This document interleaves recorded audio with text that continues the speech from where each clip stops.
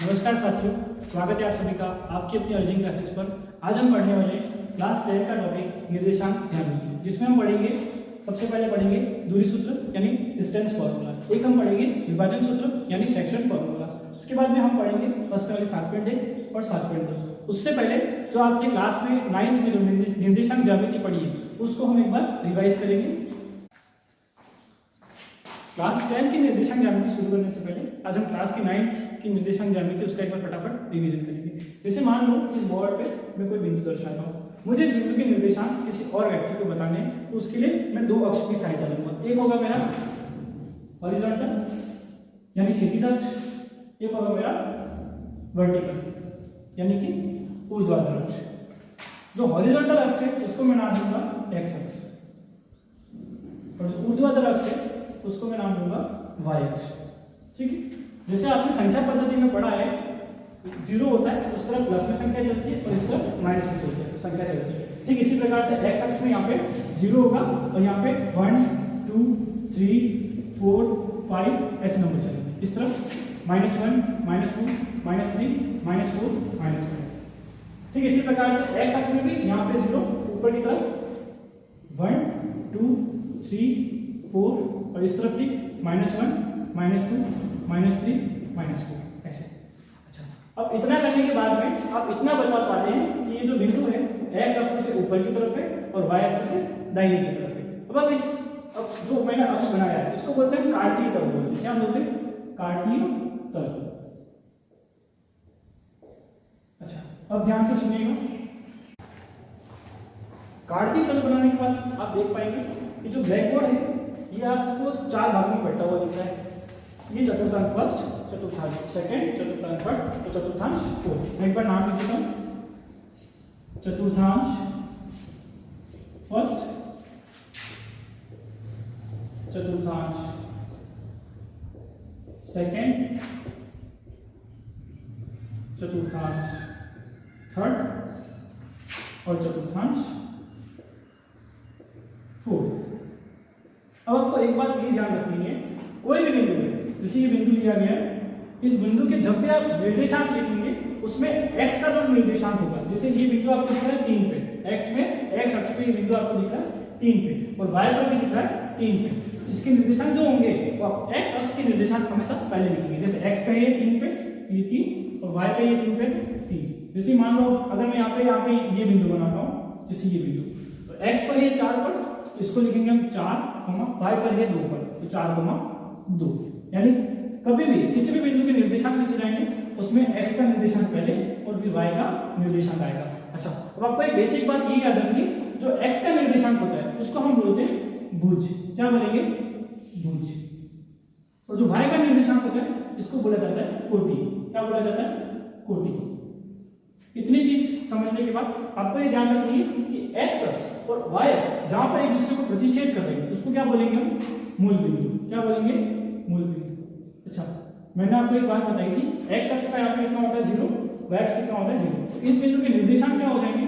0, 0। कितने हो जाएंगे? 0, 0। अच्छा, आप अब इस बिंदु की स्थिति को देखिए। अब मैं आपको बोलूंगा कि जो हमारा जो बिंदु है वो कौन से चतुर्थांश में? प्रथम में। अगर प्रथम चतुर्थांश में तो बहुत बड़ा है, उसमें अगर मुझे इसकी स्थिति बतानी है तो मैं इसके निर्देशांक बोलूंगा कि 3, 3। आई बात समझ में? अब उस चीज सवाल को वापस में दोहराता हूं। अगर मुझे यही बिंदु किसी और व्यक्ति को बताना है तो उसके निर्देशांक से मैं आसानी से बता पाऊंगा। अब आपको एक बात ये ध्यान रखनी है कि जैसे कोई बिंदु, ये बिंदु हमने x और y अक्ष दोनों के ऊपर से लिया। अब जैसे मैं बात करता हूं, कोई बिंदु अगर सिर्फ x अक्ष पर स्थित है तो उसके निर्देशांक कुछ x, 0 टाइप के होंगे। क्यों होंगे? क्योंकि देखिए मैंने यहाँ पे y का निर्देशांक 0 लिखा है, क्योंकि आप ये देख सकते हैं y का जो है ये 0 वाली लाइन पे चल रहा है।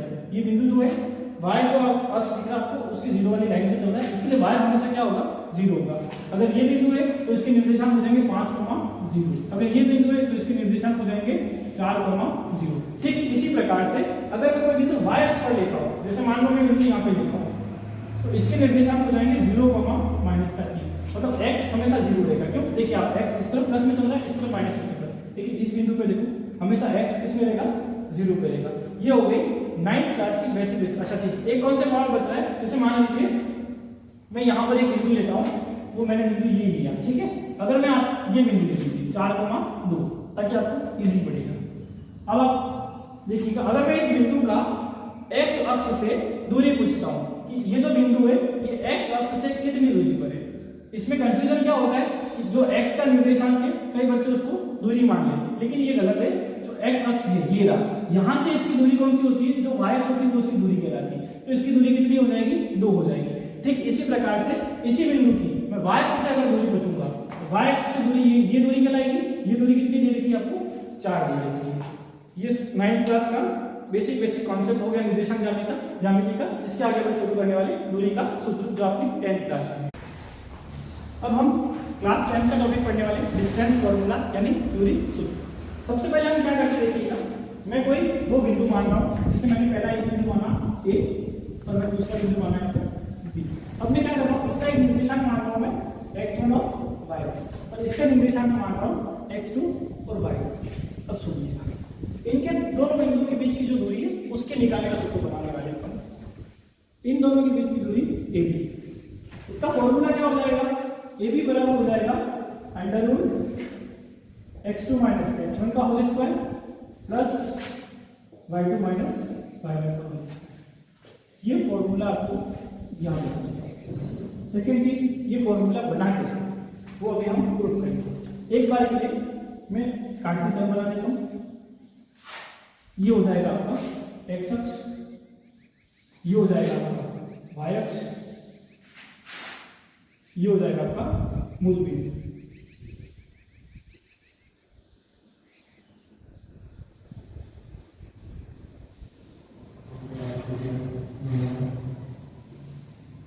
अब समझिएगा, अब अपने को क्या करना है, एक C बिंदु ऐसा लेना है जो यहाँ पर समकोण बना हो, जैसे यहाँ से ठीक ऐसे और यहाँ से यहाँ पर क्या बन रहा होगा, समकोण बन रहा होगा।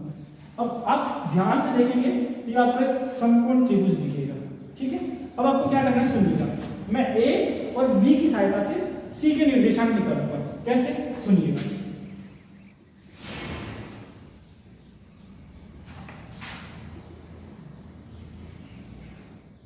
अब देखिए ध्यान से, मैं आपको ये पूछ रहा हूं, जो बिंदु यहाँ पर है उसके जो निर्देशांक होंगे x अक्ष के निर्देशांक, जैसे मान लो यहाँ पे जो भी निर्देशांक होंगे वो x, 0 के रूप में होंगे। यहाँ के जो निर्देशांक होंगे वही इसी बिंदु के निर्देशांक होंगे, x के निर्देशांक, y की बात नहीं कर रहा हूँ मैं, x की बात कर रहा हूँ। यहाँ के जो x अक्ष के निर्देशांक होंगे वही इस बिंदु के निर्देशांक होंगे और वही इस बिंदु के निर्देशांक होंगे x अक्ष में। तो मैं आपको ये बोल रहा हूँ, जैसे मैंने इस बिंदु का x अक्ष का निर्देशांक x2 माना है, तो क्या इस बिंदु के x अक्ष का निर्देशांक x2 होगा, ठीक है। इसी प्रकार से मैं आपको ये बोल रहा हूँ, यहाँ पे मान लो एक बिंदु है जिसके निर्देशांक 0, y के फॉर्म में होंगे, 0, y के फॉर्म में होंगे। यहाँ पे जो y का जो निर्देशांक है, y अक्ष का निर्देशांक, वही इस बिंदु के y अक्ष का निर्देशांक होगा और वही इस बिंदु के y अक्ष का निर्देशांक होगा। अगर यहाँ पे मैंने y1 माना है, ये भी y1 और ये भी y1 होगा, ठीक है।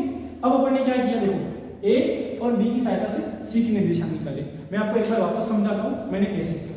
मैं आपको ये बोल रहा हूँ, x अक्ष पर जो इस बिंदु के निर्देशांक होंगे x, 0, x अक्ष का निर्देशांक की बात कर रहा हूँ, वही x अक्ष का निर्देशांक यहाँ पे आएगा। x ये जो बिंदु होगा उसमें x अक्ष का निर्देशांक वही जो होगा जो यहाँ पे है और वही यहाँ पे भी सेम होगा। यहाँ पे इस बिंदु का x अक्ष का निर्देशांक मैंने x2 माना है, तो क्या इस बिंदु का भी x अक्ष का निर्देशांक x2 नहीं होगा। ठीक इसी प्रकार से ये जो y अक्ष दिख रहा है, यहाँ पे जो y अक्ष का निर्देशांक होगा वही यहाँ पे होगा और वही यहाँ पे होगा। तो मैंने इस बिंदु का y अक्ष का निर्देशांक y1 माना है, इस बिंदु का भी y अक्ष का निर्देशांक क्या हो जाएगा, y1 हो जाएगा। अब आप एक चीज ये जानते हैं कि ये समकोण त्रिभुज बन रहा है। समकोण त्रिभुज में एक थ्योरम होती है, पाइथागोरस थ्योरम, पाइथागोरस प्रमेय। जो प्रमेय होती है आधार स्क्वायर प्लस लंब स्क्वायर बराबर होती है कर्ण स्क्वायर। अच्छा, इसमें इस समकोण त्रिभुज में देखिए आपका आधार क्या हो जाएगा, AC, मैं लिखूंगा AC का स्क्वायर प्लस लंब हो जाएगा आपका BC का स्क्वायर और कर्ण हो जाएगा आपका AB। इसके स्क्वायर के बराबर है AB की स्क्वायर। अब आप ध्यान से ये सुनिएगा, मुझे आधार की दूरी चाहिए।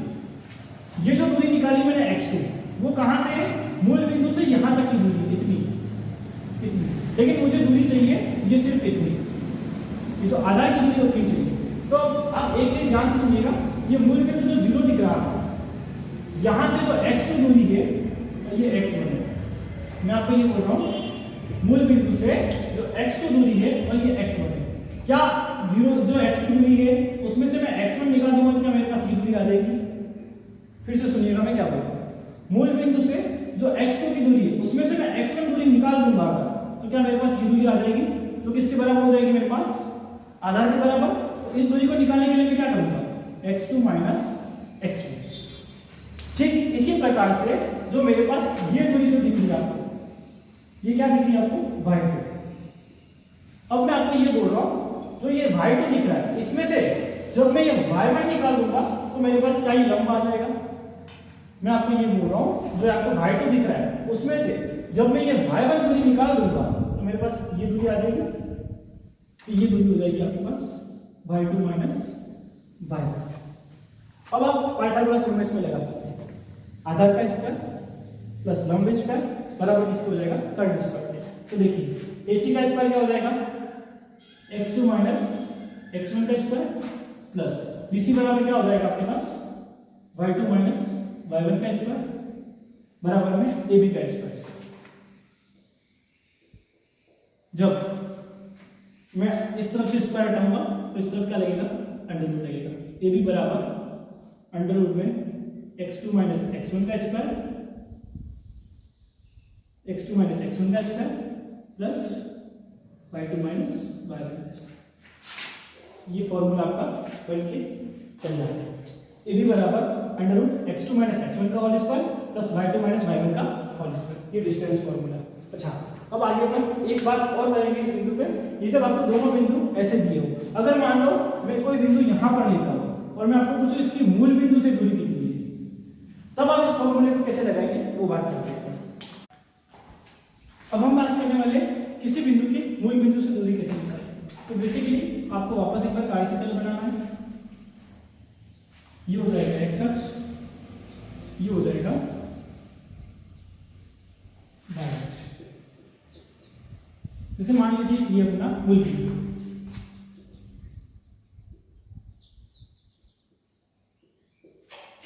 यानी कि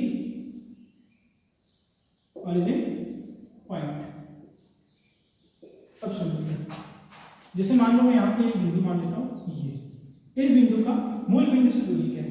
तो हमने क्या किया था, पहले दो बिंदुओं के बीच की दूरी निकाली थी तो उनके निर्देशांक को माना था। पिछले जो अपन ने सूत्र प्रूफ किया उसमें पहले के x1 y1 दूसरे को x2 y2, लेकिन अपने को मूल बिंदु के निर्देशांक हमेशा पता होते, वो निर्देशांक होते 0,0। ठीक इसी प्रकार से इसके निर्देशांक एक बार के लिए मान लो x, y।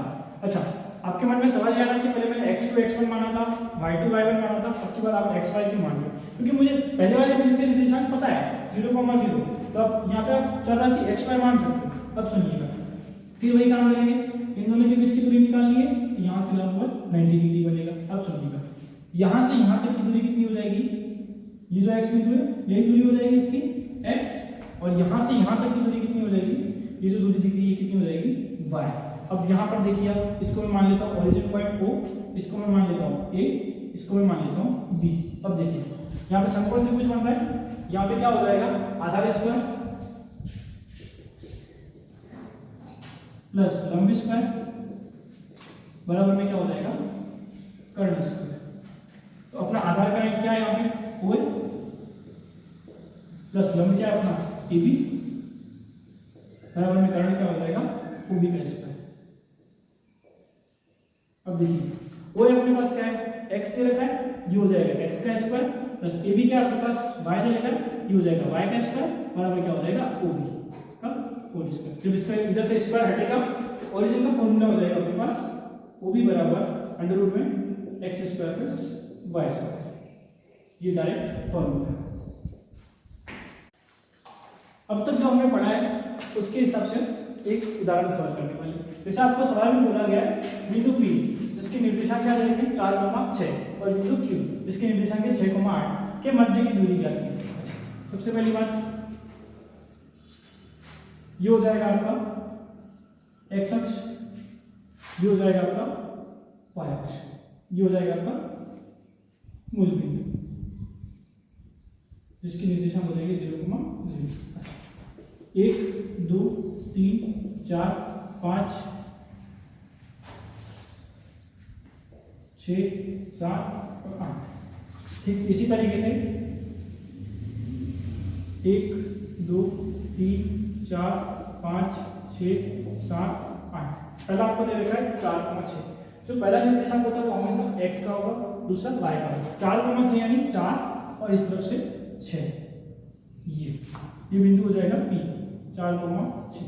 दूसरा जो है Q 6,8 यानी कि 6 ये 8 ये 6,8, ये हो जाएगा बिंदु Q 6,8। इनके बीच की दूरी क्या करनी है, मैंने आपको बताया था सूत्र PQ बराबर क्या हो जाएगा, अंडर रूट में x2 माइनस x1 का whole square plus y2 minus y1 का होल स्क्वायर। अच्छा, अब आप एक चीज ध्यान रखिएगा, यहाँ पे x2 क्या है 6, मैं आपके लिए एक बार लिख देता हूँ, ये हो जाएगा x1 y1, ये हो जाएगा x2 y2। x2 कितना हो जाएगा अपना 6 माइनस x1 कितना हो जाएगा 4, 6 माइनस 4 का होल स्क्वायर प्लस y2 कितना हो जाएगा 8 और y1 कितना हो जाएगा 6। जब आप इसको सॉल्व करेंगे ये आएगा आपके पास 6 माइनस 4 यानी 2 का स्क्वायर प्लस 8 माइनस 6 यानी कि 2 का स्क्वायर, ये हो जाएगा क्योंकि बराबर 2 का स्क्वायर 4 प्लस 4, ये आ जाएगा आपके पास अंडर रूट 8, जिसको मैं PQ बराबर 4 गुना 2 भी लिख सकता हूँ। जो अंडर रूट 4 होता है वो बराबर होता है 2 के अंडर रूट 2, लास्ट में इक्वल। कल हम शुरू करेंगे पर्सनली 7.1।